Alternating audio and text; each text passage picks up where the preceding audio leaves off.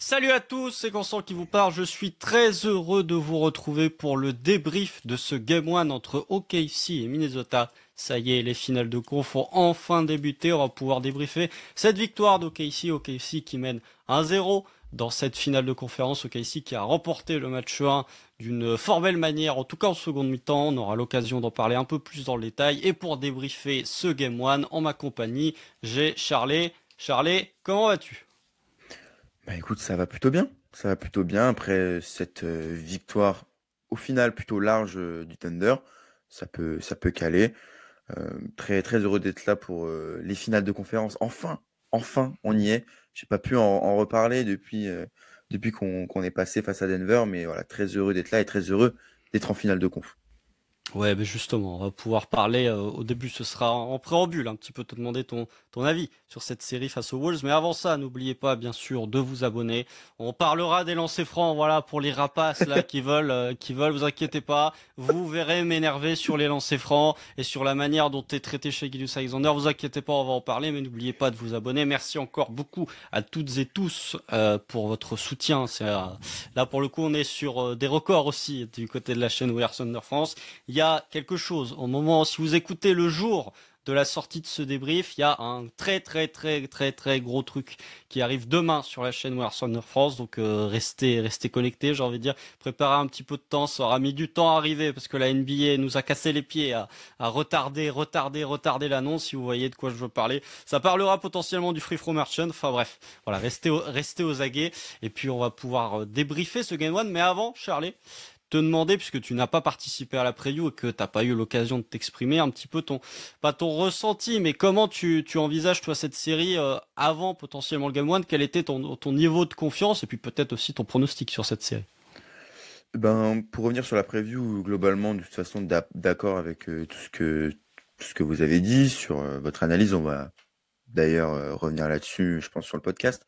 Mais en vrai, assez serein quand même hein, par rapport à la série face aux Nuggets. J'avoue que mon niveau de sérénité, c'est bizarre à dire parce qu'on passe les finales de conférence, mais mon niveau de sérénité a pris un petit coup. Et puis, c'est sûr que là, après le Game 1, encore plus. Mais moi, je l'ai dit sur Twitter, j'ai pronostiqué 4-1. Voilà, je suis un... Toi, tu avais dit 4-2, tendance 4-1. Moi, je mets 4-1. Voilà, je pense que Casey, et on va en reparler, a quand même les armes que les Wolves n'ont pas pour vraiment embêter cette équipe et donc aller en finale NBA. Oui, et puis surtout quand tu joues à 8 contre 5 hein, du côté des Wolves, c'est terrible hein, quand tu as le 5 majeur d'OKC plus les trois arbitres face à toi. Vraiment, on les plaint, les fans des Wolves, vraiment, c'est très difficile. Non, mais assez taquiné. On va donc débriefer ce Game 1, victoire du Thunder 88 à 100, enfin 114 à 88, avec une première mi-temps qui était assez catastrophique. Hein, on va pas se mentir, en termes de contenu offensivement, c'était très compliqué. Première mi-temps où les Wolves mènent 48 à 44, où franchement, écart de 4 points, c'est bien payé si tu es le Thunder, tellement sur cette première mi-temps, Minnesota semblait avoir trouvé beaucoup de solutions pour te limiter offensivement et beaucoup de solutions, en tout cas une partie des solutions pour scorer, notamment avec un Julius Randle qui a décidé de prendre complètement feu à 3 points. Il y a un stretch qui est absolument monstrueux. Et puis une deuxième mi-temps qui a complètement basculé du côté en faveur d'OKC avec, j'ai envie de dire, le réveil de Shai Gilgeous-Alexander, puisque en dehors des lancers francs, il fait 8 sur 14 au tir en deuxième mi-temps, là où il avait fait 2 sur 13 en première mi-temps, quelque chose comme, ouais, c'est ça, 2 sur 13 en première mi-temps. Un énorme réveil aussi de Jalen Williams qui fait un troisième carton qu'on va souligner et qu'il faut absolument pas oublier parce que c'est vraiment lui qui libère pas mal de choses dans cette attaque du Thunder. Un passage en small ball forcé par les fautes d'Isaiah Hartenstein, forcé par les fautes de Lugensdort. Là aussi, on aura l'occasion de l'évoquer. Et on a vu beaucoup de choses, beaucoup de line-up différentes, beaucoup d'adaptations de la part des deux coachs dès le Game 1. C'est un peu ça qui m'a surpris. Mais bref, OKC a fait le nécessaire pour remporter ce Game 1 et pour éviter, même sur la fin de match, tu vois, j'ai envie de dire, pour éviter de suer comme tu as pu suer sur la fin du Game 1 face aux Nuggets, puisque il y a quelques situations où Minnesota revient à 9, 10, 11, mais systématiquement tu mets un panier derrière, notamment grâce à Chet qui a été excellent dans le quatrième quart-temps, et puis une défense toujours aussi étouffante hein, en deuxième mi-temps. Charlie, moi j'ai envie de te lancer sur ça, c'est un peu ton ressenti sur ce match. Je ne sais plus quel podcasteur américain avait dit en sortie de série face à Denver que OKC gérait très mal ses temps faibles et je gérais très mal ses temps forts. J'ai envie de te dire que sur ce match, on avait un peu l'impression de voir comme si OKC était l'équipe vétéran, tu vois. C'est sur Mm. la première mi-temps, tu savais que tu faisais pas une belle première mi-temps offensivement. T'as quand même réussi à t'accrocher via différents moyens, on en reparlera après. Et par contre, en deuxième mi-temps, à partir du moment où t'as trouvé des solutions, t'es parti. Et à partir du moment où ton attaque a commencé à se déclencher et ton attaque a commencé à se mettre en route, Minnesota t'as plus revu. Ouais, c'est exactement ce que je voulais évoquer en fait. T'arrives à la fin de la première mi-temps, t'es vraiment pas bon. Tu sors de ces 24 minutes en te disant bah on a vraiment très mal attaqué, même si on a bien défendu. Et t'es seulement à -4 et t'as quand même ce sentiment d'être serein. Et on l'a vu au final sur la deuxième mi-temps, t'as complètement déroulé. Et les Wolves, comme tu l'as dit, n'ont clairement jamais pu revenir. Donc je suis globalement assez d'accord avec toi dans le sens où t'as l'impression que OKC savait ce qu'il faisait, maîtrisait. Et après une première mi-temps un petit peu de traînard, a décidé d'accélérer dans la seconde mi-temps. Et tu parlais justement du fait que tu es longtemps à +9, +10 et tu te fais pas remonter. C'est quelque chose d'assez intéressant où tu continues à être super agressif en défense et tu continues aussi euh, à marquer en attaque, comme tu l'as dit, avec un Chet dans le quatrième quart-temps qui se réveille. Là Mm. où en première mi-temps, il a été notamment Trois, offensivement. trois cartons, en vrai. Ouais, Offensivement, c'est trois trois cartons. cartons. C'est vrai. Mais la première mi-temps, c'était vraiment flagrant. Enfin, voilà, c'était catastrophique. Et, euh, et globalement, moi, plus généralement, très, très satisfait et encore une fois très impressionné de la défense, du sérieux et de l'application du Thunder qui, pendant tout le match, a globalement empêché les Wolves de développer leur jeu. On va y revenir, on les a laissés tirer à 3 points tout le match. Alors certes, en première mi-temps, ils ont mis un peu dedans, notamment Randle, etc. Mais au final, tu les as laissés tirer à 3 points et à ce petit jeu-là, tu as gagné parce que eux, ils ont été maladroits. Tu as privilégié le fait de fermer le cercle et à la fin, c'est ce qui a marché. Ouais, c'est un peu. Enfin, moi, je l'avais posté sur Twitter avant le début de match. J'étais étrangement serein sur ce Game 1, comme je l'avais été durant la preview où j'avais dit, alors c'est pas fini, il reste encore le match 2, mais j'avais dit, je sentais bien OKC prendre les deux à Oklahoma City, le Game 1 et le Game 2. Je pense que inconsciemment, toute la fanbase, et moi inclus, on a ce sentiment de relâchement ou un sentiment de sérénité qui est plus grand que la série face à Denver, parce que tu joues pas Nikola Jokic. On va être très honnête, hein, c'est parce que tu joues Julius Randle et Anthony Edwards qui pour le coup, bon, on parlera de la première mi-temps de Julius Randle, mais le match d'Anthony Edwards au global est pas bon. Et puis en deuxième mi-temps, les deux marquent 13 points en cumulé, enfin sont complètement inexistants. Et c'est aussi ce que j'avais évoqué dans la preview, et c'est aussi ce que j'avais posté sur les réseaux avant le début de la série, c'est que le Thunder a limité l'usage de ces deux joueurs-là et a forcé les autres à te battre. Et pour le coup, on a vu que sur ce match-là, parce que ils tireront pas aussi mal sur l'intégralité de la série, ou alors s'ils tirent aussi mal, ça va se terminer très vite, je pense, cette série en termes de nombre de matchs joués. Mais tu sais que sur ce match-là, en tout cas, tu as été récompensé. Mais justement, moi, j'aimerais parler un petit peu du différentiel sur la première mi-temps, parce que tu savais que les Wolves allaient tirer plus de 3 points que toi, mais à ce point, avoir un Ah tel là, ouais, différentiel à la fin de la c'était première abusé. mi-temps, c'est-à-dire que les Wolves tentent 43 tirs en première mi-temps, il y en a 28 à 3 points, t'es à quasi 66%, t'es à 2 tirs à 3 points tentés pour un tir à 2 points tentés, là au KC, tente 40 tirs sur la mi-temps, seulement 8 sont à 3 points, et franchement, sur les 8 à 3 points, il y en a qui sont forcés parce que tu arrives en fin d'horloge des 24. Donc, on a vu une vraie opposition de style dans ces deux équipes, et toi, je sais pas ce que t'en as pensé, Charlie, mais je trouve que l'ajustement qu'il y a eu entre la première et la deuxième mi-temps, puisque dans la deuxième mi-temps, Minnesota continue d'artiller à 3 points, puisqu'ils en tentent 23, ils tentent 56% de leurs tirs à 3 points sur le match, c'est dans le 99e centile sur l'intégralité de la saison régulière. Mais Donc, c'est quoi? sentir C'est 51 tirs sur 80 ou je sais plus combien. Enfin, enfin, 51 tirs sur 83, il me semble, du sur coup. Ouais, c'est 83. ça. C'est 51 c'est tirs sur énorme. 83. C'est énorme. Ouais, Vraiment. donc, mais tu Sachant vois, qu'ils sont à 35 de moyenne en global sur les playoffs.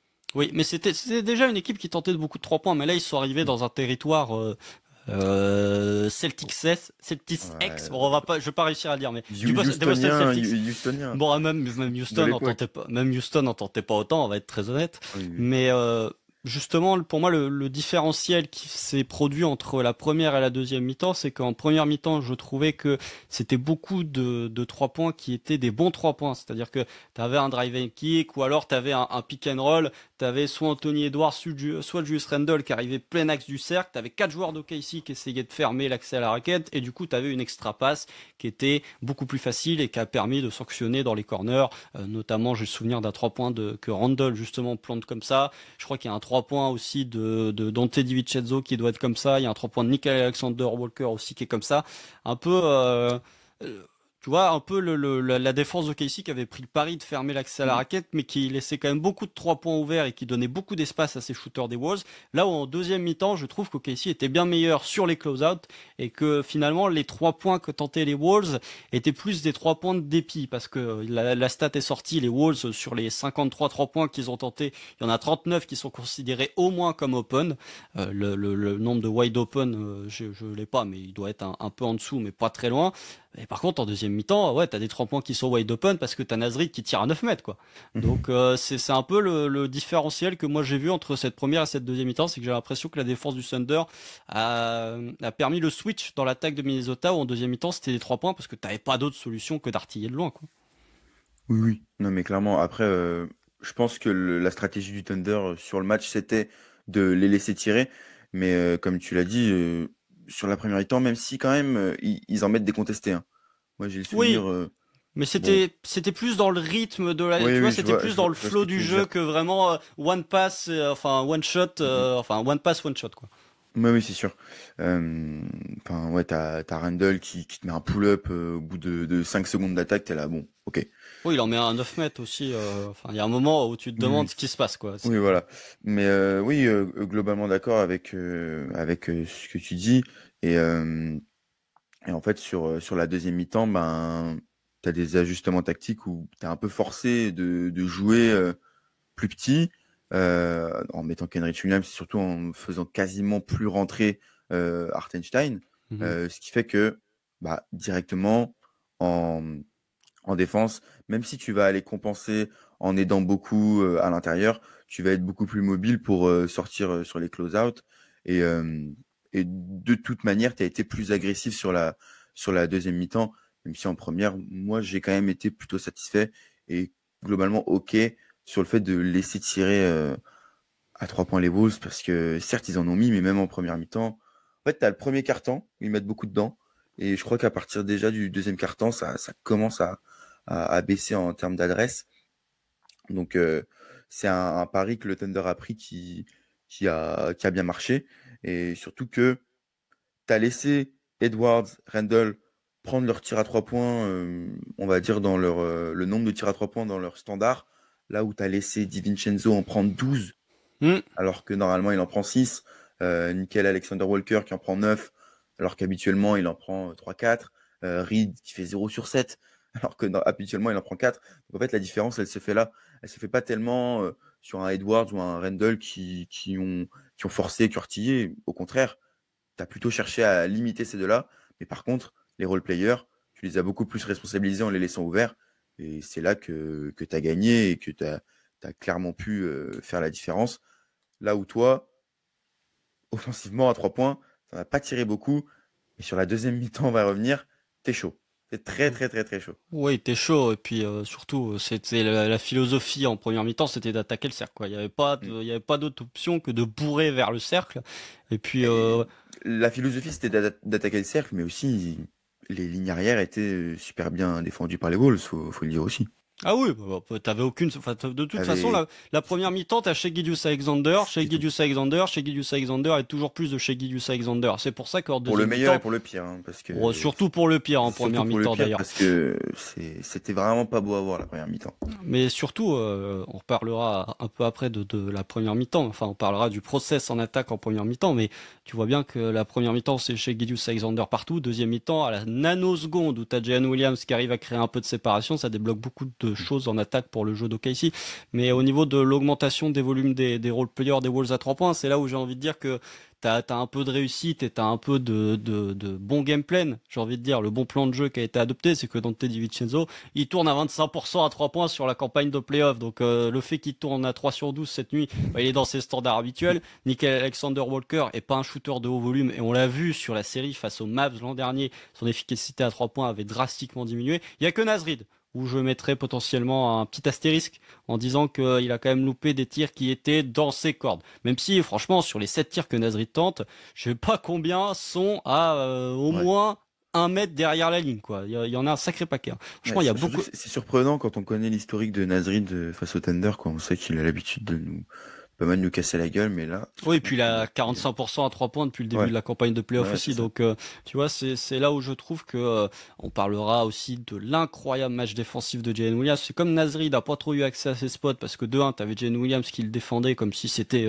Scottie Pippen, et de l'autre côté, t'avais Chet qui était quand même super bon en protection de cercle, surtout en deuxième mi-temps. C'était très difficile pour Naz Reid d'aller dans ses spots et j'ai presque envie de dire que la simple présence de Naz Reid sur le parquet a permis au Thunder de jouer small ball tellement il jouait comme un ailier.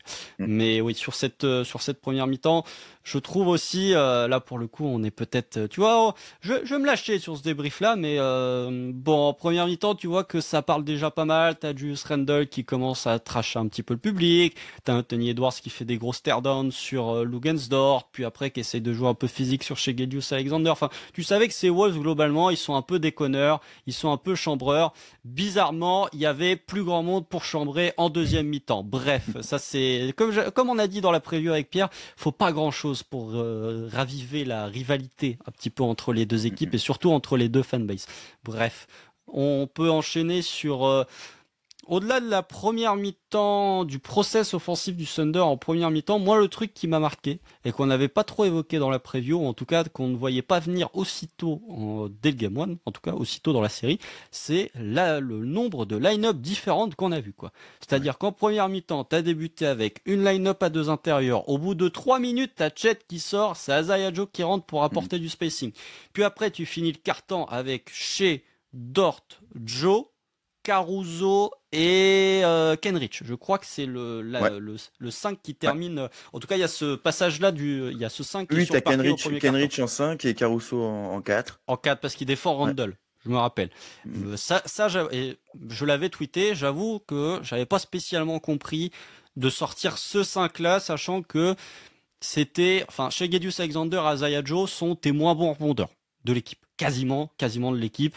Ça peut se débattre avec Lou Dort parce que Lou Dort a eu un impact minime sur ce match, j'ai envie de dire, des deux côtés du terrain, mais c'est pas loin d'être tes deux plus mauvais rebondeurs et forcément tu pouvais potentiellement te faire sanctionner. Mais bref, t'as eu 2 bigs, puis après t'as eu un big, puis t'as eu pas de big du tout, puis en deuxième quart-temps tu repars avec 2 bigs sur certains passages, puis troisième quart-temps, comme Isaiah Hartenstein a des problèmes de faute, tu passes à un big, puis après tu passes avec plus de big du tout, tu finis le quatrième quart-temps avec Chet qui est quasiment le seul pivot. Enfin, et du côté de Minnesota, c'est pareil. Gobert, il prend sa deuxième faute au bout de 2 minutes. Du coup, il passe petit avec Naz Reid. Puis il y a un moment, il passe vraiment tout petit où il y a plus Randle. Ouais, avec Jalen Clark aussi, mais t'as un moment où il passe tout petit, où c'est Jaden McDaniels au poste 4, où c'est Naz Reid au poste 5. Hein. Et puis après, il repasse avec Gobert. À un moment, ils font une line-up hyper grande, où t'as Gobert, Naz Reid et Julius Randle aussi sur le parquet. Enfin voilà, je vais pas énumérer pendant 5 minutes de plus les line-up, mais il y a eu beaucoup d'adaptations. Et peut-être t'amener aussi sur le fait que la profondeur de banc du Thunder et la polyvalence des profils sur le banc du Thunder ont permis de tourner à 10 et que les profils que t'as vus face à Denver n'étaient pas les mêmes que les profils que tu as vus cette nuit face à Minnesota, puisqu'on a vu plus d'Isaiah Joe et surtout Kenrich qui était de retour dans la rotation. Oui, c'est exactement ce que j'allais dire. Là, tu as encore une fois une différence de profondeur. Tu arrives à faire jouer un Isaiah Joe, un Kenrich Williams que tu n'as pas vu quasiment pour Joe de la série précédente. Et là, ils te font 2 bonnes entrées. Joe, il marque son 3 points et il s'est pas trop fait cibler en défense, ce qui est déjà une victoire. Et Kenrich Williams, sur le 3e quart-temps, il te fait une entrée super. Il scoltine Julius Randle, il le contient super bien. Il marque son 3 points en pick and pop. C'est le premier pick and pop que tu vois du match. T'as pas vu Chet le faire, t'as pas vu une autre action comme ça. Même Joe, je crois, l'a même pas fait avec avec Shea où tu sais il fait Non, c'est flare screen, il l'a flare fait. screen, Je crois que le voilà. 3 qu'il met, ça doit être un 3 quand même en flare screen. Mais Ah ouais? Bon. ouais, il me semble. Et le truc le plus drôle avec Isaiah Joe, je te permets juste de rajouter ça, c'est que c'est le meilleur rebondeur de l'équipe à égalité avec J-Dub sur le match. Oui, clairement. Ben après ça Isaiah Joe, on le sait, c'est pour ça que qu'il fait plaisir à voir sur le paquet parce que même si il a un déficit de taille et de physique évident, c'est un joueur qui va toujours se donner et qui va toujours être là au rebond, à se jeter sur les balles. Mais ouais, t'as ces deux joueurs qui étaient pas là sur la série précédente qui font de bonnes entrées. Pour revenir sur Kenrich, voilà, il met son mid-range, il est parfait, son entrée elle est parfaite. Ça fait un petit peu Mm. penser à aux entrées de Jalen Williams que tu as eu sur la série précédente, mais lui, tu l'as même pas vu cette série. Donc, ça prouve vraiment la polyvalence de ton effectif, la profondeur de ton roster. Là où les Wolves en face, ben, tu tournes à 8 et tu as mis un peu de Jalen Clark pour tester, mais bon, Pour voilà. défendre sur Shea. Tu, pour- c'était, c'était vraiment une petite bouteille lancée à la mer, on va dire, pour essayer de défendre Shea, un petit peu, essayer d'apporter quelque chose de nouveau. Mais comme tu l'as dit, ouais, une grosse diversité de line-up. On sent que des deux côtés, ça a essayé de tester. Et moi, j'ai vraiment aimé forcément cet ajustement au troisième quart-temps où tu passes en small ball avec Kenrich en 5. Et en fait, euh, ta crainte, évidemment, face à une équipe des Wolves qui est quand même très physique Mm. et qui, tu sais, va essayer de te punir sur tes faiblesses physiques, bah, en fait, tu l'as pas du tout vu parce que tu as redoublé d'agressivité en défense. Quand tu as un Caruso qui joue en attaque, on va dire, pour sa taille, mais qui en défense joue pour 15 cm de plus, forcément ça aide. Mais ouais, en fait, t'as pas tellement vu le déficit physique, même en jouant small ball. Donc forcément, tu vas y gagner en affrontant des joueurs en face comme Randall, Reed ou Gobert qui sont beaucoup moins mobiles que ce que tu vas avoir sur ton line-up quand tu joues en small ball avec un Kenrich, avec un Caruso, avec du coup en 3, t'as même eu du J-Dub. Donc, à ce jeu-là, Daigneault, forcément, il a gagné. Et ce que j'aime bien, c'est qu'il n'a pas eu peur de tenter des nouvelles choses, d'expérimenter et pas de s'adapter en fait à ce que proposent les Wolves. En première mi-temps, Pour moi, il est contraint. Il est contraint de passer small ball parce que t'as Dort et Hartenstein qui prennent leur quatrième. ben, je sais pas, parce que tu vois, il le teste déjà en première mi-temps, à la fin du premier quart-temps, ce line-up small ball. Mais pas, pas Il- aussi, Pas pas aussi aussi longtemps. poussé. Pas aussi poussé et pas aussi longtemps, mais moi, j'aspire à croire qu'il a vu que sur la première mi-temps, offensivement, tu galères. Sur le début du troisième quart-temps, tu es toujours en galère. Donc, Non, ça, je suis pas d'accord. sur le début du De- troisième quart-temps, sur le Tu leur début, mets en un fait, run, hein. oui, tu leur mets un run, mais en fait, tu mets un run, pourquoi? Parce que Shea et J-Dub se mettent à jouer, mais en soi, tu joues pas différemment. Tu joues pas différemment, c'est toujours de l'isolation et du jeu, et juste les deux, ils te créent beaucoup plus de différences, donc forcément, tu trouves beaucoup plus de solutions. Mais pour moi, euh, c'est pas forcément différent de la première mi-temps. Mais, euh, mais Je je suis pas finirais d'accord. ouais, en disant que ouais, Daigneault, on peut en penser ce qu'on veut. Est-ce qu'il est contraint ou pas de jouer ce small ball? Moi, je pense que c'était dans ses plans et que ça a super bien marché. Heureusement que c'est dans ses plans, j'ai envie de dire, puisque dès la fin du Game 7 face aux Nuggets, j'avais dit que le small, enfin la deux big line-up, ça ne marche pas en fait. Ça marche pas la deux big line-up. Ah, tu te Désolé, poses la question sur cette série surtout. mais même au global, la double big line-up, merci pour la défense sur Jokic, mais fini avec un net rating négatif sur la série face aux Nuggets. Le Thunder enfin, une line-up du Thunder qui termine avec un net rating négatif quand le Thunder est à plus 14 de net rating sur la campagne de playoff, c'est que vraiment ça n'a pas marché. Je suis désolé, et puis, moi, on peut faire d'une pierre deux coups. Je trouve que la line-up à deux big fonctionne pas. Pourquoi? Parce que généralement, quand t'as ta line-up à deux big, le troisième joueur, c'est Lugensdort. Je veux pas lui taper dessus, mais je crois aussi que je l'ai dit dans le débrief non, je l'ai dit dans la preview. Qu'est-ce qu'apporte Lugensdort que n'apporte pas Cason Wallace et Alex Caruso? Rien. Rien. Rien. Sur les playoffs. Sur les playoffs. Ah ben, je pars que des playoffs, là. Mhm. Là, on s'en fout de Ouais, la ouais. saison régulière. La saison Oui, bien sûr. régulière, il tournait à 40% à 3 points, mais bon, maintenant, il tourne à 4% à 3 points. Donc, il apporte rien. En navigation d'écran, Kayson est Ah, tellement mais surtout meilleur que Kayson fait un que match de taré. mais Kayson, depuis le match 4 face à Denver, c'est un autre homme, hein. Et Mhm. là, bon, on est vraiment en train d'assister, pas à l'éclosion, mais en tout cas à l'avènement de Kayson Wallace, hein. Donc, Lugensdort, navigation entre les écrans, c'est moins bon que Kayson Wallace. En termes de provocation de turnover, c'est moins bon que Alex Caruso. En termes de jeu en attaque, parce que la double line-up, enfin la double line-up de Big, elle marche, enfin la line-up de double Big, elle ne marche pas. Pourquoi? Parce que quand t'as Lugensdort sur le parquet, t'as deux joueurs qui peuvent porter la balle. C'est chez Gedius Alexander et Jalen Williams. Et t'as que deux joueurs, allez, peut-être trois avec Hartenstein, qui peuvent faire du playmaking. C'est-à-dire que Lou Dort, il est dans son corner. Tu ne risques absolument rien, hormis le fait de le laisser shooter. Et comme il met pas dedans, de toute façon, tu sais que c'est le seul truc qu'il va faire. Il va pas faire de création. Alors que Kayson Wallace, il termine le match avec 7 passes décisives. 7 passes décisives, pourquoi? Parce qu'un coup il est dans le Ducker spot, un coup c'est lui qui vient poser l'écran, enfin il est en mouvement. Et en plus, tu as certaines actions où tu le laisses driver, et sur ces actions-là, il est capable soit de sanctionner, soit de ressortir et de trouver un shooter. Donc oui, moi c'était déjà mon souhait quand on avait fait la preview, c'est mon souhait maintenu et même renforcé à la fin de ce Game 1, c'est que la line-up à deux intérieurs, c'est très bien pour satisfaire l'ego quand il faut mettre le starting five au niveau de la line-up, mais pour moi, soit tu prends une décision, c'est que Mark Daniels, on l'a vu sur certains matchs de saison régulière, il y a un match à Atlanta où Hartenstein il sort du banc, on l'a vu prendre certaines décisions parfois, mais jamais tu dois, hormis si tu te fais ouvrir au rebond offensif, hein, ce qui est possible, mais assez paradoxalement, le carton où le Thunder se prend un seul rebond offensif des Wolves sur la tronche, c'est le troisième où tu passes petit et où Gobert joue 11 minutes. Il y a un rebond offensif pour les Wolves sur cette période-là. Soit tu te fais ouvrir au rebond offensif et dans ce cas-là, ok, tu décides de passer double big, soit tu veux privilégier l'attaque et dans ce cas-là, je suis désolé, tu passes quasi intégralement en single big et en plus de ça, tu me sors Lou Dort et tu me mets, comme ça a été le cas sur le Game 1, quoi, tu me mets 33 minutes de Kayson Wallace et tu me mets 22 minutes de Caruso. Ouais, bah, je suis globalement d'accord, notamment sur la double line-up. De toute façon, tu l'as vu que sur le starting five et sur le démarrage de la deuxième mi-temps, et t'as Chet qui sort au bout de quoi, de 3-4 minutes. Donc, Mm. tu sens, comme tu le dis, c'est un petit peu pour satisfaire les égos que tu les fais jouer ensemble pour démarrer.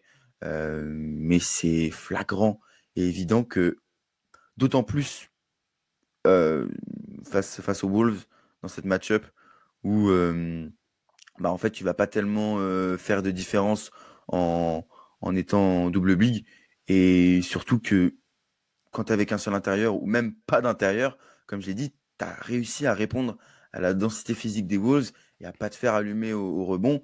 Donc à partir de ce moment-là, euh, bah, la double line-up elle est plus tellement pertinente, et, euh, et pour Lou Dort, ben, forcément, je suis d'accord avec toi. Après, je vais moins lui taper dessus. Je vais plus glorifier le match de Kayson Wallace qui est super, surtout en défense sur Edwards.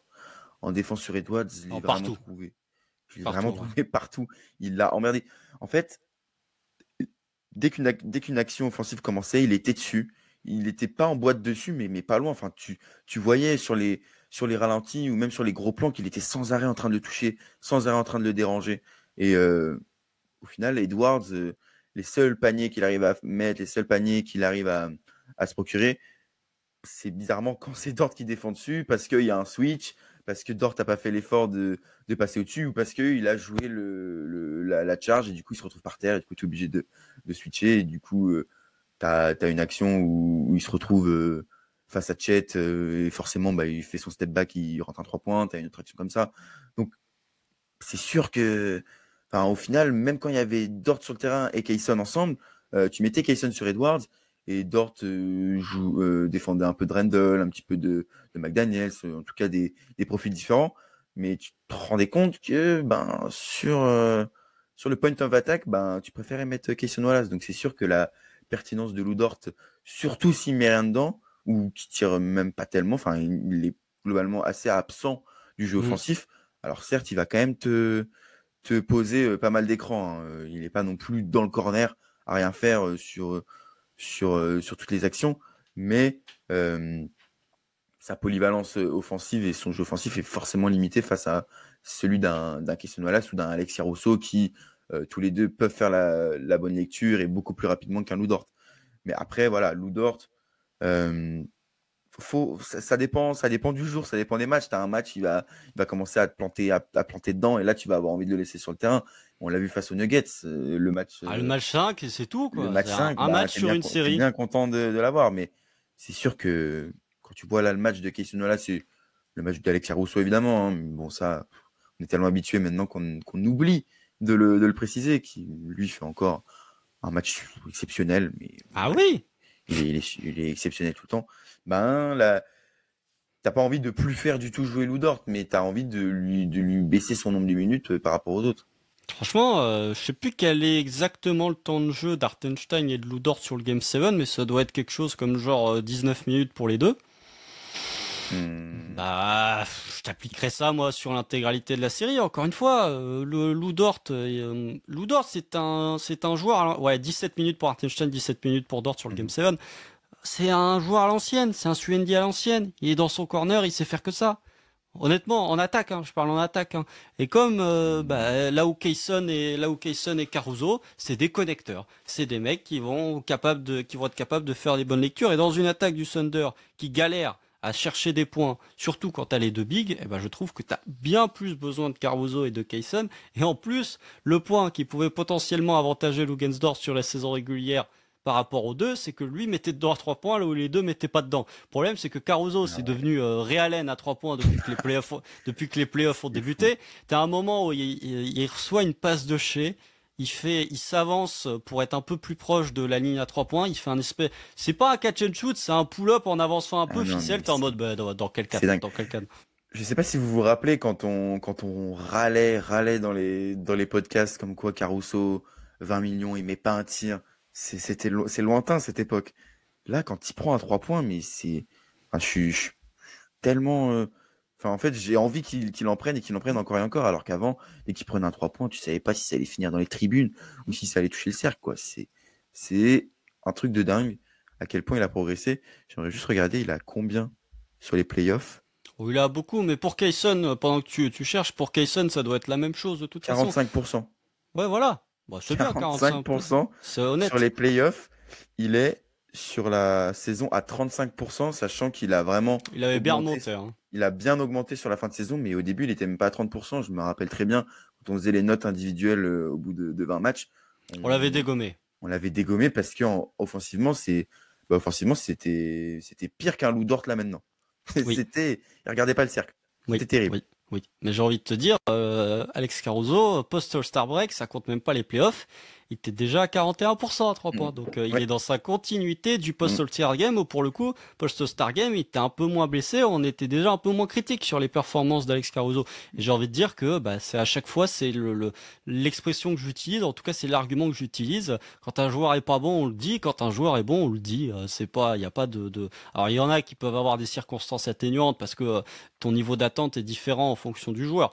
Tu vas être un peu moins critique, on va dire, des performances offensives de chez Gilgeous Alexander parce qu'elles sont un peu plus rares, comme tu vas être potentiellement un peu plus critique sur certains tirs wide open qui sont manqués par certains replayers. Donc voilà, quand c'est bien, on le dit, quand c'est pas bien, on le dit aussi. Et puis voilà, moi c'est pour conclure un petit peu cet arc des rotations.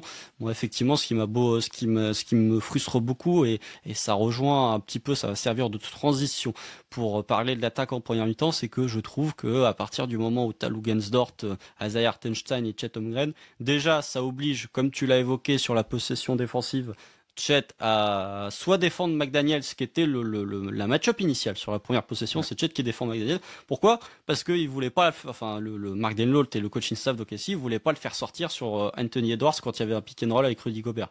Parce que c'est Hartenstein qui s'est retrouvé obligé de sortir et que c'était pas forcément beaucoup plus concluant sur la manière de défendre sur les extérieurs. Donc c'est aussi pour ça, je pense qu'Hartenstein s'est fait sortir.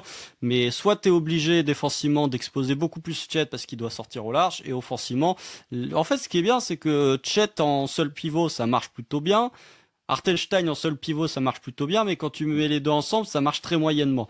Donc ouais, ça fait que sur cette première mi-temps, OKC se retrouve avec du Shai Gilgeous-Alexander Show, qui a beaucoup forcé, on va être très honnête. Il y a eu beaucoup de situations où c'est lui qui prend le jeu à son compte et qui fait un peu n'importe quoi, mais surtout, tu n'arrivais pas à créer de séparation. Il n'y avait aucune séparation pour Shai.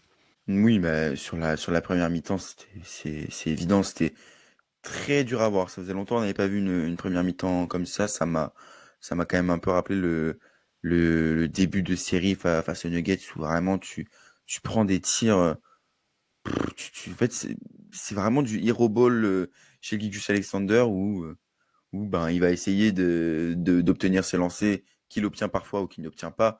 C'est un autre débat ou qu'il obtient facilement grâce aux arbitres. C'est encore un autre débat. Mais, euh, mais oui, tu es clairement en manque de solution. Euh, T'as peu de mouvement. Et après, ça, c'est même pas tellement à cause de la double line-up, parce qu'au final, comme je l'ai dit, tu la vois pas énormément. C'est juste que t'arrives pas à créer une séparation. J-Dub, pareil, arrive pas et tente à peine de créer une séparation. T'as Chet qui tente des drives, mais ça, on n'a pas envie de voir ça. Et pareil, ça crée Ça aucune dépend. différence. Ça dépend. Non, moi, je préfère dans le quatrième quart-temps, quand il est en feu offensivement, sans poser un dribble, tu vois. Oui, Là, bah forcément, il a que des rebonds off ou il a que des dunks. c'est Donc, top. Ouais, il est trouvé en rythme, il a pas besoin de poser de dribble, c'est très bien, tu vois. T'as pas de drive un petit peu hasardeux où tu sais pas trop où est-ce que la balle va finir. Mais non, première mi-temps, t'es vraiment en difficulté. Là où, comme j'ai dit tout à l'heure, pour moi, en deuxième mi-temps, en fait, tu changes ta manière de jouer parce que tu joues small ball et que tu vas beaucoup plus space le terrain et que ben, tu vas forcer les joueurs des Wolves à sortir et tu vas avoir évidemment beaucoup plus d'espace. Tu as plein d'actions où tu joues small, où tu es en fer à cheval et hmm. tu as Shea qui joue sur un contre un et puis ben, forcément, il va avoir beaucoup plus d'espace et ça va vite se refermer et il va trouver la bonne lecture, la bonne solution. Là où Shea, sur ses playoffs et sur le début de série, ben, tu peux être, enfin, sur ce premier match, tu peux que être satisfait de son playmaking. Je Oui. trouve on- En deuxième mi-temps. En en première, deuxième mi-temps, ah oui, il a même en des, première mi-temps, c'est horrible, mais en non, première mi-temps, il y a, il y a, il y a- t'as peu d'espace, t'as peu de situations enfin, il y a peu de situations où je me suis dit, purée, il a joué seul alors qu'il aurait dû faire la passe. Enfin, moi, c'était plus, ben, on n'arrive pas à trouver de l'espace via des écrans, que ce soit on-ball ou off-ball, etc., tu vois. Je trouve que alors je dis pas que c'est à toutes les actions, mais en première mi-temps, on a retrouvé le truc très frustrant dans le playmaking de chez Gilgeous Alexander que t'avais plus depuis, allez, la moitié de la série face à Denver, c'est la demi-seconde d'hésitation à faire la passe. En mode, ah, je crois qu'il loupe un alley-oop pour Chet en première mi-temps, où justement il a une demi-seconde d'hésitation en disant je l'envoie pas, et cette Mm. demi-seconde permet à la défense de Minnesota de colmater la brèche qu'il y a derrière eux. Et c'est à ce moment-là où j'ai fait, ah, tu vois, c'est pas ouf. Par contre, en deuxième mi-temps, je l'ai trouvé royal. Donc vraiment au niveau du playmaking, dans la lignée hein, globalement de sa série, même face à Denver, parce que sur la moitié de la série, je suis méchant. Si vous regardez les potential assists, donc si tout le monde avait mis ses paniers, si tout le monde avait rentré les paniers qui Ah oui. provenaient d'une passe de chez Gilgeous Alexander, Shea aurait eu plus de passes décisives que Nikola Jokic sur la série face à Denver. Jokic qui en termes de potentiel assist est quand même réputé pour être l'un des meilleurs, si ce n'est le meilleur, avec peut-être Trae Young et Tyrese Haliburton. Donc au niveau du playmaking, il a été très bon parce que justement en deuxième mi-temps, il a pas la demi-seconde, tu vois. Il joue Mm. en première intention au niveau du playmaking et sa lecture s'est améliorée. Et je trouve aussi que et c'est là où, dans le débrief du Game 7, j'en ai parlé, dans la preview, j'en ai parlé, c'est là où Denver était quand même une équipe, était pas loin d'être l'équipe idéale pour OKC pour le futur. C'est que Minnesota, ils ont joué une possession en zone. Ah ouais, faut qu'on en Une parle d'ailleurs. possession, une Mm. possession en zone. Chez Gilgeous Alexander, il fait à Chet, Chet, tu te mets là, Lou Dort, cut baseline, Ah dunk. ouais. On n'a plus revu de possession en zone de la part de Minnesota. C'est-à-dire que c'est un truc qui aurait tellement pu te poser problème si t'avais pas joué de zone avant, parce qu'il l'aurait sorti. Là, t'es en mode, ok, bah vous jouez une zone 3-2, bah vas-y. Nous, on sait très bien que Après, la maintenant, gueule de faut. la zone. La Oh non, gueule- mais elle est horrible.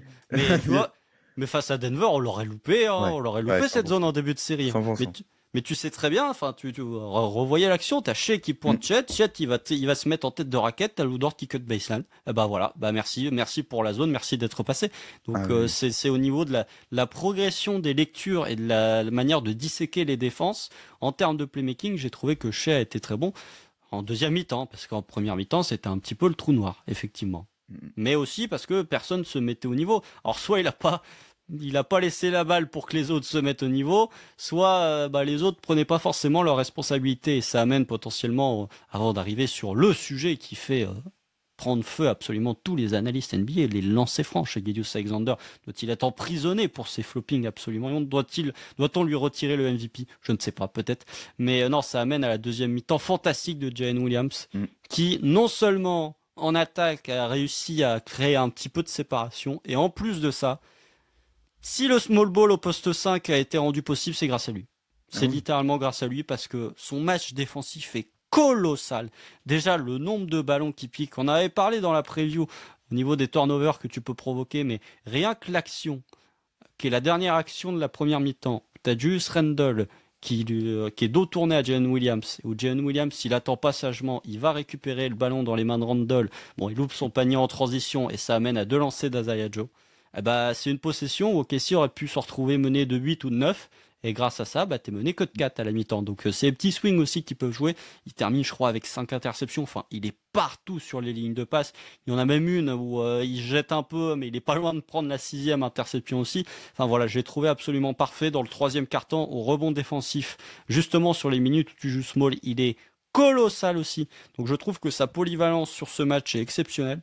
Un coup il défend Anthony Edwards, un coup il défend Julius Randle, un coup il défend Nasrid, et c'est là où le small ball de KC a fonctionné, c'est que globalement d'un côté t'avais Kenrich qui était capable de défendre le post-up de Julius Randle, et de l'autre côté t'avais Jalen Williams qui était capable de défendre Nasrid, parce que Nasrid a beaucoup joué comme un ailier sur ce match-là. Donc non seulement le 3e quart-temps, et même le match dans sa globalité, c'est exactement ce que tu demandes de Jalen Williams. Moi je demande pas qu'il te plante 30 points à 5 sur 8 à 3 points, je demande juste de la polyvalence défensive et de la capacité de faire un petit peu d'autocréation sur les minutes où t'en as vraiment besoin pour libérer un petit peu d'espace à chez Gilgeous-Alexander. Ouais, bah, t'as été assez complet défensivement sur Jalen Williams, mais ouais, on le sait de toute façon, on l'a dit à la fin de la saison régulière, que c'est un joueur qui nous a impressionné par ses progrès défensifs et par sa polyvalence sur les profils sur lesquels il peut défendre. Et là, tu l'as tellement vu, Enfin, il a vraiment tenu sur Reed facilement. Il a eu des chutes sur Randle, un coup il défend sur Edwards. Enfin, c'est comme tu l'as dit, grâce à ce genre de joueur et aussi à Caruso qui prend le relais au moment où tu joues small ball, que tu peux jouer small ball parce que ben en fait tu vas répondre physiquement et dans tous les aspects de ta défense pour que ton déficit de taille soit en fait invisible comme s'il n'était pas là. Et pour continuer offensivement, ben t'as Shea qui commence à chauffer et qui t'amène du shot making, et t'as J-Dub qui le fait à côté. Et quand t'as tes deux options premières qui jouent comme ça, ton attaque elle est difficilement arrêtable en fait. Elle est difficilement arrêtable parce que en face tu manques de profil pour les stopper, et tout simplement il te crée des séparations, et autour t'as les joueurs qui vont pouvoir sanctionner. Et ouais, sur le 3e quart-temps, J-Dub il trouve ses spots, ses mid-range, il met un 3 points sur une passe de Shea, je crois d'ailleurs. Donc non, super intéressant, et c'est ce qui lance clairement ton match, qui te permet de faire un run de 17-2 dans le 3e quart-temps quand même. Il y a un run de 17-2. 10-0 aussi à un moment. 10-0, ouais, c'est ça. Ouais, 10-0 parce que comme j'ai dit, t'as du spacing parce que t'es small, t'as des espaces, et Shea et J-Dub les trouvent parfaitement. Et de l'autre côté en défense, t'es small, mais comme on l'a dit, tu réponds parfaitement à, à l'intensité mise par les Wolves, et eux paniquent un petit peu quand même et te prennent 3 points sur 3 points, donc forcément ça t'aide un petit peu. C'est là où je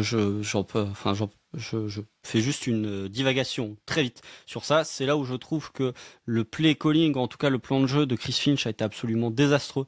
C'est que il y a un moment dans le 4e quart-temps où OKC est petit, et où ils ont et Julius Randle et Nasrid. Donc ils ont les 2 joueurs les plus grands sur le parquet. La possession offensive, elle se termine par Nasrid qui t'envoie un parpaing à 9 mètres.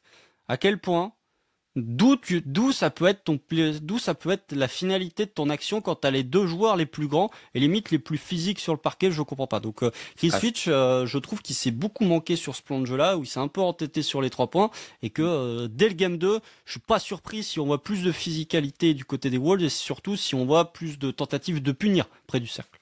Là, surtout, tu parles des tirs au cercle des Wolves, ça permet de dire les Wolves ont tenté 12 tirs au cercle. 12 tirs, 6 sur 12. Donc je pense pas que tu vas voir ça tous les soirs, et tu vas pas voir non plus 51 3 points. Mais quand tu vois ça, tu te dis que tu as clairement réussi ton plan de jeu en les laissant prendre des valises et des valises de 3 points, mais en fermant le cercle, quitte à overhelp et à laisser des 3 points ouverts. C'était quasi une zone, hein. On va pas se Bah mentir. oui, mais clairement. C'est quasi une zone, mais c'est le revers de la médaille, j'ai envie de dire, parce que là, c'était déjà la philosophie que tu avais adoptée face à Dallas l'an dernier, et Dieu sait que ça t'avait coûté cher.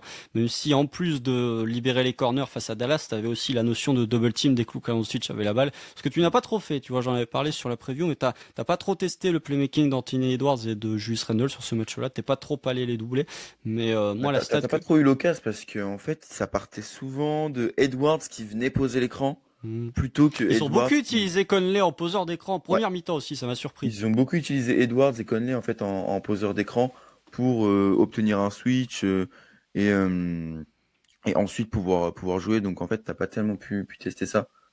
Hmm. Mais l'autre point moi, que je voulais évoquer, c'est que au, sur l'aspect offensif, tu vois, tu parlais du fait que J-Dub dans le troisième quart-temps est parfait. J'ai envie de dire, la deuxième mi-temps, ça montre que si le Thunder a une deuxième et une troisième option qui sont pas en dessous de tout offensivement, bon courage pour essayer de battre cette équipe, hein, Ouais. parce que tu peux pas battre cette défense. Tu peux, on en parlera après, la physique, la physicalité, etc. Mais tu peux pas battre cette défense. Même Denver, s'il est cassé les doigts, s'il est cassé les dents, ils se sont tout cassés, Denver, sur cette défense. Et encore moins quand t'es les Wolves, hormis si t'as une adresse à 3 points complètement folle, mais la stat est sortie. Lorsque les équipes tentent plus de 45 3 points face à OKC sur la saison régulière, ils sont à 10% de victoire. 10% de Et voilà. victoire. Donc augmenter le volume à 3 points face au OKC, c'est pas forcément la Ouais, ouais. solution ultime. Et puis Bah, bah surtout en attaque, l'attaque tourne bien quoi. C'est-à-dire que troisième quart-temps, t'as Jalen Williams, il doit te planter 9 points à 4 sur 7 au tir. Et puis dans le quatrième quart-temps, comme tu l'as évoqué, c'est le moment où Chet il se réveille parce que tu l'as quasiment pas vu du match, en tout cas offensivement. Deuxième mi-temps, protection de cercle, il y a quelques drives où il quand même il change pas mal la manière de driver de la ouais. part des joueurs des Wolves. Mais dans le quatrième quart-temps, il te met 9 points à 4 sur 5 au tir. Il y a quelques paniers que j'ai évoqués justement au moment où Minnesota est à 9, 10, que tu mets Mm. pour continuer de garder le pied sur l'accélérateur et leur éviter un run et récupérer un peu de momentum. Quand ces deux joueurs-là sont à ce niveau de performance, qui est même pas extraordinaire, hein. Ils font pas des matchs exceptionnels en attaque, mais quand ils font juste ce qu'il faut, c'est difficile d'aller chercher Ouais. cette équipe de Casey. Et puis sur le quatrième carton, tu prends feu de loin. Tu Oui, fais 6 termine à sur 6 sur 8. 8. Tu fais 6 sur 8 à 3 points. T'as Caruso qui t'en envoie 2. Bon, c'est quand même, ça aide quand même pas mal pour, euh, pour faire un run et tout simplement prendre les devants et remporter ce match. Mais oui, Chet, et puis même Chet sur le quatrième carton, en protection de cercle, il se met à envoyer des contres, à être Ouais. partout. Deuxième Euh, mi-temps, il est défensivement, il est fou. Il est oui, fou oui, en deuxième mi-temps. clairement. Là où première mi-temps, ben, t'as presque des moments où, surtout les premières actions, il se fait directement cibler en fait. Il se fait directement cibler avec Mhm. Jaden McDaniels qui plante son 3 points parce que t'as drop. Ensuite, tu lui plantes un mid-range dessus. Donc là, tu te dis bon, comment ça va se passer. Mais ouais, sur la deuxième mi-temps, ben, il joue tout le long en 5 et c'est là où, ben, jusqu'à maintenant, tu l'as vu et où il était le meilleur en tout cas pas à Mhm. côté d'Arsenal, comme on l'a évoqué tout à l'heure, avec double big. Mais, euh, mais ouais, même sur le quatrième carton, t'as Chet qui prend feu, Shea qui prend feu. Enfin, c'est vraiment la fête offensivement. Je crois que tu mets 25 points sur les 6 dernières minutes. Donc Mhm. ça prouve quand même que ton match offensif, t'as énormément de progrès. Enfin, tu peux encore faire énormément de progrès et tu peux aussi en faire sur les turnovers. T'en as beaucoup provoqué. Tu marques quand même 31 points sur les turnovers, mais t'as moins eu. Enfin, en tout cas, j'ai moins ressenti ces actions où t'enchaînes les pertes de balles, tu fais beaucoup, beaucoup de jeux en transition, t'as énormément de paniers faciles. Enfin, j'ai eu l'impression que c'était moins flagrant que face aux Nuggets, évidemment face aux Grizzlies, mais face aux Nuggets où tu fais des runs que de ça en fait. Et là, tu as quand même beaucoup plus eu de paniers sur du pur shot making de Shea, de J-Dub ou alors du beau playmaking avec Chet sur le quatrième quart-temps, tu vois. Bah, je sais pas, hein, parce que t'as quand même un moment où il y a 8-2, je crois, au niveau des turnovers en faveur d'OKC. Ça a moins donné de pertes de balles, mais finalement, il y a quoi? Il y a 4 turnovers d'écart entre les deux équipes. Il y a 21 points d'écart sur les turnovers, hein. En points Ouais. marqués sur les turnovers pour À 4 savoir turnovers que d'écart. les Wolves ont marqué 0 points Ouais, c'était ma en stat. transition. 0. 0. Voilà. 0. Ils ont quand même eu des occasions de marquer en Ils ont transition, eu mais des occasions. effectivement. Enfin, on n'a pas trop parlé de la défense en transition, mais de toute façon, la défense au global de KC a été Non, mais la sensationnelle. défense. De toute façon, la défense sur transition d'OKC, c'était la meilleure de NBA sur la saison régulière. Donc ça, pour le coup, le fait qu'OKC soit une très bonne défense de transition, on n'est pas trop surpris. Par contre, le truc surprenant, c'est que Minnesota termine juste, entre guillemets, avec 29% d'offensive rebound pourcentage. Ils sont dans le 52e centile sur la saison régulière. Donc ils font, entre guillemets, mieux que 52% des matchs sur la saison. Quand on sait à quel point Minnesota est une bonne équipe au rebond offensif et quand on sait à quel point OKC, surtout en passant petit, aurait pu se faire cibler, j'ai envie de dire que la vraie victoire, c'est pas c'est pas de ne pas avoir encaissé de points sur des turnovers, c'est surtout d'avoir sécurisé le rebond défensif. Ouais. Ouais. Mais Clairement. voilà, on peut passer à l'éléphant dans la pièce, les lancers francs, les lancers Après, francs. Je peux faire 5 minutes, hein. Après, là, je vais me lancer. non, je pense pas que ce soit nécessaire non plus de faire 5 minutes, mais bon. Si, parce que il faut que ce soit dit. J'en parlerai au Game One, je serai probablement là pour les autres débriefs. J'en parlerai au Game One et je n'en parlerai plus après pour le restant de la série parce que j'en ai déjà pas beaucoup parlé sur la série face à Denver. Donc je l'évoquerai juste sur ce match-là. Est-ce que Shai Gilgeous-Alexander flop sur certaines actions? Oui. C'est indéniable. C'est indéniable. Il y a des actions où c'est du pur flopping. Est-ce que c'est le premier joueur à faire ça? Clairement pas, hein. On va pas se mentir. Est-ce que c'est le pire flopper parmi tous les joueurs qui sont encore en lice dans ces playoffs 2024? Même pas. J'ai 2-3 noms que je ne citerai pas parce que je veux pas me faire d'ennemis, mais d'autres franchises, peut-être une franchise du côté de New York, où il y a potentiellement des joueurs qui floppent un petit peu plus. Bref. Est-ce qu'il y a une différence de traitement entre les calls qui sont donnés à Shai Gilgeous-Alexander et la manière dont défend le Thunder? Oui. À ceci près que le point que je mettrais pour réduire un petit peu cette critique, que je trouve valable, hein, on va être très honnête. Toutes les critiques qui sont faites à OKC, je les trouve valables, je les trouve juste exacerbées parce que je me demande s'il n'y a pas un peu un délit de faciès, parce que tout le monde est focus sur les lancers francs de Shai Gilgeous-Alexander, et quand LeBron en tente 18 face aux Wolves, personne ne dit rien. Quand Donovan Mitchell, il tente 62 lancers francs en 4 matchs face à Indiana, personne ne dit rien. En fait, la seule façon où les gens acceptent de créer des lancers francs, c'est sur du contact physique. Genre le dunk d'Edwards là qui manque parce que Lou Dort il lui tape sur le bras.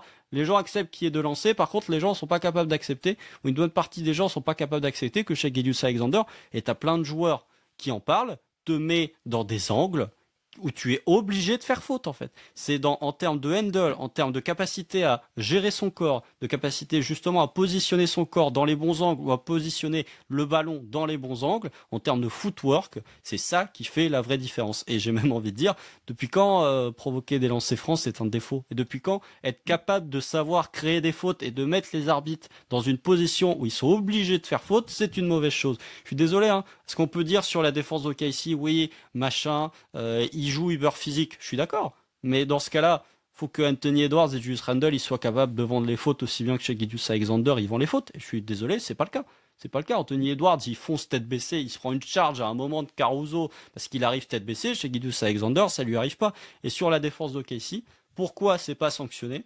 Déjà, enfin pourquoi c'est moins sanctionné, on va dire, que sur les autres équipes? Parce que tout le monde défend avec la même intensité. C'est pas comme si t'avais une équipe qui défendait de manière disciplinée et que t'avais un chien fou type Patrick Beverley qui jouait avec une uber intensité où les arbitres y siffleraient. Donc ça déjà c'est pas le cas puisque tout le monde joue avec la même intensité. Et surtout, OKC joue de ça. OKC c'est très bien qu'ils vont se faire siffler des fautes. Mais il y a ce côté où tu lances un défi aux arbitres en disant tu sais très bien que tu vas pas siffler faute à chaque possession. Et je pense que Kelsey est tout à fait honnête et même tout à fait ok avec le fait de concéder beaucoup de lancers francs, mais que sur les lancers francs que tu concèdes, eh ben, tu vas récupérer aussi beaucoup de ballons. Et peut-être que le ratio turnover provoqué vaut le coup de faire beaucoup de fautes. Donc voilà, moi c'est mes 2 cents dessus. J'ai fait 2 minutes 30 dessus. Les critiques sur Shai Gilgeous-Alexander, j'ai trouvé justifiées, même si pour moi on est très très loin des excès qu'on a pu atteindre avec Harden, avec Embiid, même certaines campagnes de playoffs avec Doncic, avec Trae Young, avec Brunson. Enfin moi je trouve qu'on est très loin des abus. Je comprends que ça puisse frustrer les fans parce que moi aussi il y a certains calls qui me font tiquer. Et de l'autre côté, sur l'inégalité de la manière d'arbitrer le Thunder défensivement. Bah, le Thunder déjà n'a pas différé. Enfin, la défense du Thunder c'est la même en saison régulière qu'en playoff, donc tu avais déjà préparé le terrain en termes d'intensité. Tout le monde défend de manière intense, et puis surtout, le Thunder est toujours plus ou moins l'agresseur. Donc quand tu es l'agresseur, eh ben, tu vas pas te faire siffler des fautes là où sur les quelques matchs où tu as pris beaucoup de lancers face à Denver notamment, eh ben, c'était toi qui te faisais agresser physiquement. Voilà. Bah, t'as été, je pense, très complet, mais je crois que c'est Pierre qui le répète souvent, mais ça, défendre de manière très très très agressive, où les 5 joueurs sur le terrain sont agressifs, sont intenses, et donc évidemment l'arbitre va pas siffler à chaque action. C'est valable à tous les niveaux. Ceux qui jouent au basket ou ont déjà joué un peu au basket le savent. En fait, c'est à toi de poser dès le début de match le rythme et le niveau d'intensité global sur le match. Parce que si tu commences le match les 5 premières minutes en défendant à 1 mètre, sans couper les lignes de passe, sans être physique, et que d'un coup tu te mets sur une action à être très physique, tu vas te faire siffler la faute immédiatement. Donc le Thunder, comme tu l'as dit, joue de ça, joue super physique, c'est vrai. Ça peut être agaçant si tu vois beaucoup de contacts et que c'est pas sifflé, c'est vrai. Mais on demande aux équipes de faire pareil, en fait. On demande aux autres équipes de faire pareil. Et si elles font pareil, ça sera la même chose. Il n'y aura pas de traitement de faveur pour OKC. C'est juste le style défensif d'OKC. Et tu peux pas remettre la faute sur OKC ni sur les arbitres, en fait. Et Oui, pour revenir sur Shai, ben, t'as été très complet, mais moi, j'ai jamais trop compris le fait de critiquer les joueurs qui provoquent des lancers francs, parce que c'est réservé aux plus grands, en fait, de réussir à provoquer des lancers francs coûte que coûte, peu importe la défense. Moi, j'ai toujours vu ça comme une grosse qualité plutôt qu'un défaut. Alors, certes, quand tu regardes un match et que tu vois un joueur qui tente 15 lancers francs et qui fait toujours le même geste, qui floppe un petit peu, certes, c'est agaçant, c'est frustrant, mais euh, provoquer des lancers francs et être adroit au lancer franc, ça fait partie du basket, et c'est ce qu'on demande à l'un des plus grands scoreurs de la ligue. Et tu regardes les noms que tu as cités, James Harden, Embiid, Trae Young, ont tous fait ça parce que c'est quelque chose d'efficace. Et pareil, tu joues avec les règles, avec les arbitres, pour obtenir le plus de points possible. oui, et puis ce que je trouve très rigolo, et je l'ai posté aussi sur Twitter, si on prend le free throw rate, donc le ratio tir tenté, lancer franc tenté sur la campagne de playoff de Shea, bah il est en dessous des grandes années de KD, qui est quand même pas réputé pour être un monstre physique en termes de provocation de lancer. Il est derrière pas mal d'années de Kobe, Kobe autant au début d'année, enfin en début de carrière c'est un peu athlétique, mais fin de carrière est pas réputé pour rester un monstre athlétique. Il est derrière Harden, il est derrière le run soi-disant grotesque 2019 de Kawhi Leonard. Enfin bref, au classement, parmi les joueurs qui ont joué plus de 12 matchs sur une campagne de playoff et 29 points de moyenne au free throw rate, Shea est 24e sur 59 dans l'histoire. Donc je suis désolé, on n'est pas sur le scandale du siècle. Je veux pas être méchant, mais on n'est pas sur le scandale du siècle. Et je conclurai juste en disant ceci, et c'est un point aussi que tu as évoqué, Charlie, c'est que déjà les joueurs, à partir leur but c'est de gagner, hein. Donc s'ils peuvent aller récupérer 25 lancers francs, tant que ça leur permet de gagner le match, ils vont le faire. Et n'oubliez pas la série face à Denver, Jokic, s'il a pu floquer, s'il pouvait flopper pour aller chercher 2 lancers, il le faisait, parce que les joueurs ils s'en foutent de tenter 15 lancers francs de leur réputation sur Twitter à partir du moment où ils gagnent les matchs. Et aussi, pour montrer qu'il n'y a pas un complot en faveur d'OKC, ou qu'il n'y a pas un complot en faveur de Shai Gilgeous-Alexander, c'est que c'est le seul dans l'équipe d'OKC à provoquer des lancers francs. C'est le seul. Jalen Williams, c'est un truc qui nous frustre depuis sa draft. Il y a Chet, en début de saison, avant de se blesser, il arrivait à provoquer des lancers francs, mais c'est même pas sur l'autocréation, c'est généralement il y a faute sur lui au rebond off ou alors sous le cercle. Donc encore une fois, c'est une qualité, c'est un art de savoir provoquer des fautes, et chez Gilgeous-Alexander, ça peut frustrer, je suis d'accord. En première mi-temps, selon moi, c'est l'abus parce qu'il cherche trop la faute avant de mettre le panier, ça je suis complètement d'accord. Mais chez Gilgeous-Alexander, acceptez le fait que peut-être que vous aimez pas quand il y a des fautes, mais en provocation de faute, chez Gilgeous-Alexander est l'un des meilleurs, si ce n'est peut-être le meilleur actuellement. Voilà. Est-ce que tu as quelque chose à ajouter, Charlet, sur le match, maintenant qu'on a fait le point arbitrage? Et je le dis, je regarde la caméra pour celles et ceux qui nous écoutent, que vous soyez fan du Thunder ou que vous soyez externe un petit peu à la franchise, c'est la seule fois que j'en parlerai dans la série, même s'il y a un moment où Casey tente 50 lancers francs, ou s'il y a un match où Minnesota tente 60 lancers francs.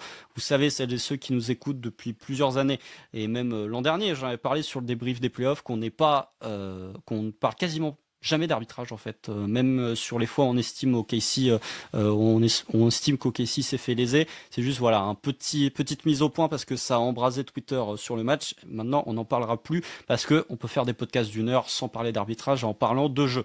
Charlie, du coup, est-ce que tu as quelque chose à ajouter sur ce match qu'on n'a pas évoqué depuis le début? Je pense qu'on a été assez complet. À moins que toi, tu aies quelque chose à rajouter, on peut peut-être embrayer Hmm. sur le Game 2. Moi, je t'avoue, je suis assez impatient. Je suis assez impatient de voir le Game 2, surtout de voir les ajustements des deux côtés, parce que comme on l'a dit, on a vu pas mal de choses différentes, des line-up différents, deux styles offensifs assez différents, où bah, tu as clairement les Wolves qui ont tenté enfin, plus que deux fois plus de 3 points Hmm. qu'OKC, on en prend une vingtaine, ils en prennent une cinquantaine. Donc j'ai hâte de voir comment Chris Finch va s'adapter et comment Denio va lui pas s'adapter, mais quelle va être est-ce- est-ce- quelle va être, on va dire, sa manière de jouer après un match où tu as clairement vu que le small ball t'avait beaucoup aidé. Voilà. Ouais, ouais, non, je suis d'accord. Moi, j'ai hâte vraiment de voir, au-delà du small ball et ce qui va t'aider, j'ai hâte de voir comment Chris Finch va adapter son plan de jeu. Et Mm. j'espère pour les Wolves de faire plus de bully ball, ou en tout cas, au-delà du bully ball et de jouer un peu plus sur la taille, parce que je pense qu'on reverra quand même beaucoup de minutes avec le small ball. Comment il va essayer de libérer Anthony Edwards et Julius Randle, ce qui n'a absolument pas été réalisé sur la seconde mi-temps, quoi. C'est Mm. OKC a vraiment forcé les role-players des Wolves à les battre.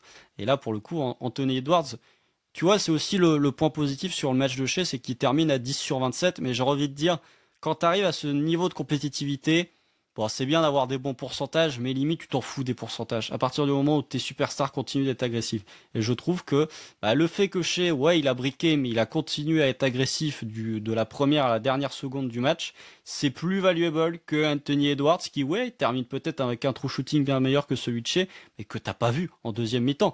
Et ça colle plus ou moins au moment où les Wolves coulent offensivement. Donc moi vraiment la principale adaptation, et les Wolves vont forcément s'adapter, peut-être qu'il y aura plus de zones, peut-être qu'il y aura plus d'utilisation de Gobert aussi, qui a pas Mm. fait un très très grand match, et sur les minutes où il est sur le parquet, il embête quand même un petit peu OKC offensivement dans cette philosophie d'attaquer de manière constante le cercle. Je me demande à quel point ouais, Chris Finch va essayer de libérer des accès pour Anthony Edwards ou pour Julius Randle. Ouais. Et ouais, hâte de voir. Enfin, je pense que les Wolves vont quand même s'ajuster et pas faire la copie du match 1 en envoyant des valises à 3 points. Je pense que ça va quand même essayer de jouer plus à l'intérieur, jouer peut-être un peu plus de post-up et un petit peu plus physique là, ou peut-être que la line-up à double big sera un petit peu plus pertinente, à moins que tu arrives à tenir en small ball, on verra. D'ailleurs, on n'a pas trop parlé enfin, de la première mi-temps d'Artenstein, qui était Solide. quand même très bon. Très Mm. très bon. Offensivement, il t'offre des solutions. Je croyais qu'il marque 10 points sur la première mi-temps dans une grosse galère offensive. Donc, en vrai, heureusement qu'il était là. Heureusement qu'il était là parce qu'il t'a quand même offert pas mal de solutions et t'as réussi à punir notamment avec un bon jeu avec J-Dub J-Dub. sur le début de deuxième quart-temps où tu as bien exploité le manque de mobilité de Gobert avec un J-Dub qui a été agressif et qui a pu servir à Hartenstein. Oui, oui, oui, je suis d'accord, je suis d'accord. Peut-être un petit point offensif du côté d'OKC. Quel ajustement on a envie de voir sur ce game 2? Plus de small ball, mais surtout plus de moyens de libérer, j'ai envie de dire, tes meilleurs joueurs. Un peu moins d'autocréation, parce que là, l'autocréation a bien fonctionné sur la deuxième mi-temps offensivement. Mais peut-être essayer justement, ça revient finalement avec le personnel que tu utilises, mais essayer d'impliquer plus Caruso, d'essayer d'impliquer un peu plus Cason Wallace dans les systèmes offensifs comme tu as pu le faire en deuxième mi-temps pour malgré tout essayer de créer un peu plus de spacing pour amener à des drives de tes joueurs. Ça c'est un point que j'ai pas évoqué qui me vient, qui pop up là au moment où j'en parle. T'as une action, alors malheureusement je sais plus laquelle c'est, mais c'est dans le quatrième quart-temps, un moment où Kelsey est small.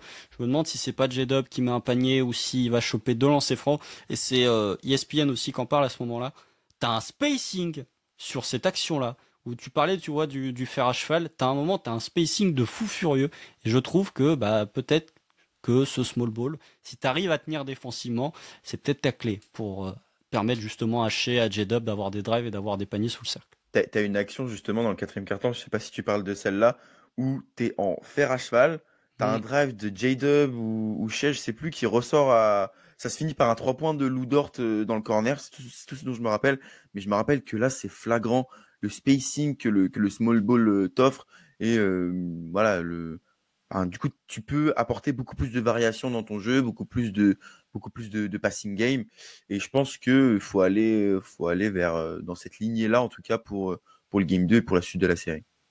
Ouais, même si on va être honnête, le spacing il est XXL parce que tu mets tout dedans à 3 points dans le quatrième Ah quart-temps oui, oui, aussi. oui. Donc il Ah, y a un mais moment ils clairement. sont obligés de sortir. De toute façon, enfin, on l'a dit, le spacing, c'est relatif à ton adresse et le basket, de toute façon, c'est relatif à ton Ouais, adresse. après, t'as des spacings théoriques, j'ai envie de dire, qui sont plus respectés que d'autres. Genre, le Oui. spacing d'Indiana est plus respecté.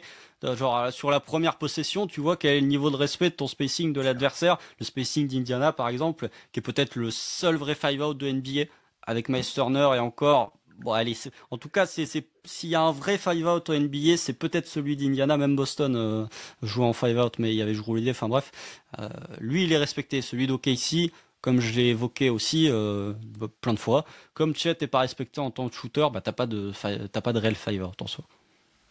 Mm. Petit prono, Charlet, sur ce match 2. Là, on se mouille, là. On s'est mouillé sur les matchs chauds sur la série face à Denver. Là, dès le game 1, là, Ouais. il faut nous envoyer un pronostic sur ce match 2. Est-ce que OKC fait le job en faisant une des rares séries dans l'histoire de la franchise où tu mènes 2-0 alors que tu as l'avantage du terrain?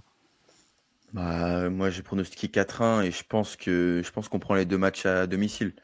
Je pense que tu as de mon avis, tu en as parlé de toute façon dans la preview et même en début de podcast, mais bon, c'est que le Game 1, donc ça peut paraître un petit peu prétentieux de dire ça, mais le degré de sérénité est assez élevé, je vais pas mentir, surtout après ce Game 1 où tu as quand même très bien exécuté, tu as vu tes faiblesses et les faiblesses en face et tu sens que tu vas très bien pouvoir les exploiter là où eux vont avoir plus de mal. Donc je pense que tu prends le Game 2. Euh, Maintenant, je réfléchis à la physionomie du match. Je pense pas que c'est un blowout, honnêtement. Je pense que c'est un match assez accroché tout le long du match, mais OKC est devant et tu finis par gagner, mais voilà, entre 5 et 10 points. Et les Wolves tentent de s'adapter, mais au final, il n'y a rien qui fonctionne vraiment. Et donc, tu, tu vas te déplacer à Minnesota, dans le Minnesota plutôt, Oh, avec ça va, à Minneapolis. à Minneapolis, voilà, avec une belle avance de 2-0.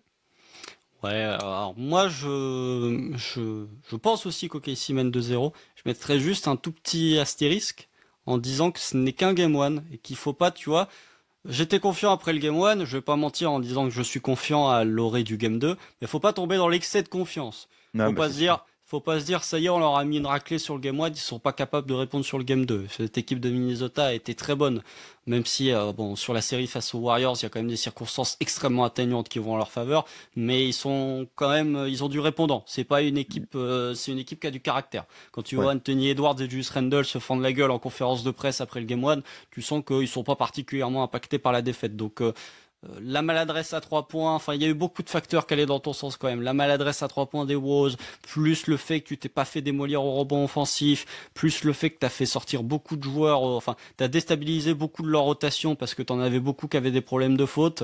Voilà, je vois 2-0 au KC, mais je dirais c'est qu'un game 1, attention à l'excès de confiance quand même en se ramenant au game 2, qui sera le match où Shai Gilgeous-Alexander présentera son trophée de MVP au Paycom Center. Je pense qu'on est bon. On est bon? C'est tout donc pour ce débrief du Game 1. Merci à celles et ceux qui sont allés jusqu'au bout. N'hésitez pas, comme d'habitude, à vous abonner à la chaîne si c'est pas fait, à mettre des petits pouces si la vidéo vous a plu, à partager votre ressenti en commentaire un petit peu sur tout ce qu'on a évoqué. N'hésitez pas, hein. On les lit les commentaires et très souvent on y répond d'ailleurs sur les rotations, sur la line-up à deux intérieurs, sur l'application de la zone, enfin bref. N'hésitez pas à partager votre ressenti et vos avis surtout sur ce qu'on a fait, sur les points qu'on a évoqués durant ce podcast. On se retrouve donc demain, même si vous verrez pas nos tronches et que vous entendrez pas nos voix, mais on se retrouve quand même demain sur la chaîne.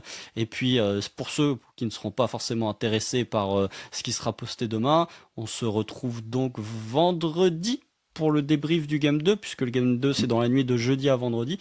D'ici là, portez-vous bien, continuez de regarder de la NBA. Salut! À la prochaine!